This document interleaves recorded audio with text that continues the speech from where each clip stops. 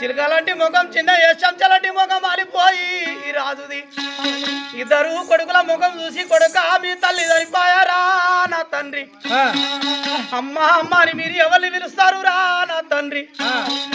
చిన్ననాడి జోడు చిముడు గుడిపిన జోడు బామా నాకెక్కడా పోయొచ్చినా గాని నాకు పిరికడన్నం పెట్టే తల్లివి బామా లక్ష్మి నన్ను వదిలిపెట్టి నా ఇల్లు చీకటి చేసిపోతీవా అని చెప్పి రాజు చిలకలాంటి ముఖం చిన్న అంశాలంటి ముఖం మారిపోయి రాజు అగ్ని కొర్ర చేత పట్టుకొని అగ్నికి ఆత్మ చేసిండు లక్ష్మీదేవిని ఇద్దరు కొడుకులు పట్టుకొని ఊరు కాపులు పట్టుకొని ఆ సుందరేవులు అక్కడికి వచ్చి స్నానాలు చేసి చిలకలాంటి ముఖం చేసి ఇంటికి వచ్చాడు చూడండి ఇప్పటికైనా కానీ మరణించిన వారు గడగడ ఏడ్చి సజ్జనాలు దినవారాలు చేస్తారు కదా జీవుడు శరీరములు ఉన్నంతసేపు ఈ శరీరం నడుస్తుంది జీవుడు వెళ్ళిపడి అన్నాడు ఏమే జీవ ఎలుగు దేశము పోత వంట పోత భయమనంట